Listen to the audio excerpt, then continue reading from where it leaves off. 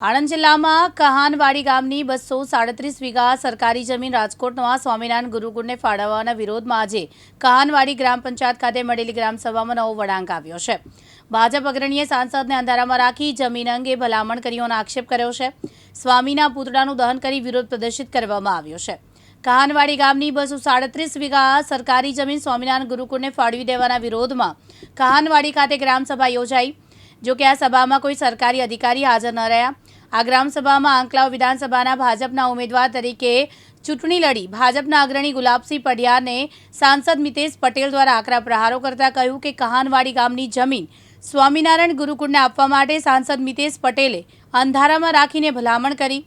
આ જમીન સ્વામિનારાયણ ગુરુકુળને આપવા સામે તેઓએ વિરોધ કર્યો હતો અને આ જમીન પર સરકાર જીઆઈડીસી બનાવે તે માટે ભલામણ કરી।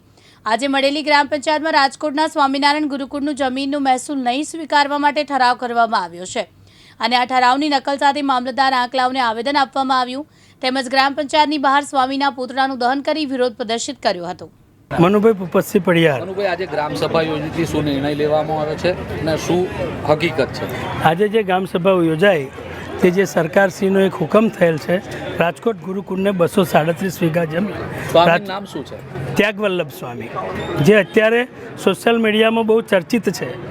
1992થી ત્યાગવલ્લભ સ્વામી રાજકોટમાં પણ એમણે આ રીતની એક જગ્યા ઘણી જગ્યાએ લીધી છે। એ સ્વામીને અહીંયા જમીન ફાળવવામાં આવેલ છે અને એના માટે અમારું ગામ સખત વિરોધ નોંધાવવા માટે આજે સમગ્ર ગામ 7 થી 8 હજારની પબ્લિક સાથે ગ્રામસભા કરેલ છે।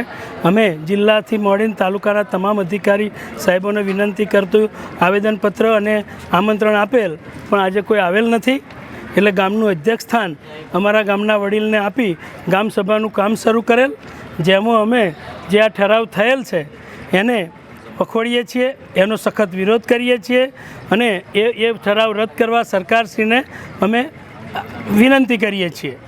બીજો એક ઠરાવ એવો કર્યો કે જે ઠરાવમાં જે મહેસૂલ ભરવા માટેનો કાગળ આવેલ છે એ તલાટી અને વહીવટદારશ્રીએ એ મહેસૂલ નહીં લેવા માટે આજની ગ્રામસભાએ સર્વાનુમતે ઠરાવ કરેલ છે। અચ્છા, આ જે ભૂમિકા કોની છે જમીન સંપાદન પાછળ? જમીન સંપાદન પાછળ અહીંયા હાલમાં સાંસદ સભ્ય અત્યારે તો એવું કહે છે કે બકાભાઈના ભલામણ પત્રથી થયેલ છે, તો અમે એમને પણ વિનંતી કરીએ છીએ કે અમારા ગામ માટે હવે ભલામણ પત્ર લખે।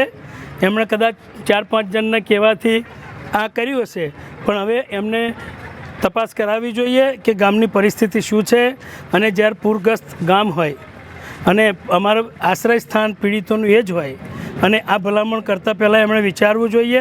અત્યાર સુધી ઘણા સંસદ સભ્યો થયા, કોઈએ આ રીતનો 237 વીઘાની ભલામણ કરી હોય એવું આજ દિન સુધી જાણવા મળેલ નથી, તો એમણે આ ભલામણ પત્ર પરત સ્વીકારી અને અમારા ગામના સમર્થનમાં ભલામણ કરી મુખ્યમંત્રી સાહેબને વિનંતી કરતી ભલામણ કરવો જોઈએ અને તપાસવું જોઈએ કે ખરેખર ગામની પરિસ્થિતિ શું છે। અચ્છા, કેટલો આક્રોશ છે? એટલો બધો આક્રોશ તો તમે બધા મીડિયાવાળાએ જોયું, ત્યાગવલ્લભ સ્વામીનું પુતળાનું દહન પણ કરવામાં આવ્યું અને આખું બહેનો અને બધાનો એક જ સૂર છે, જીવ આપીશું પણ જમીન નહીં। ચિરાગ સૈયદ, દિવ્યાંગ ન્યૂઝ, આણંદ।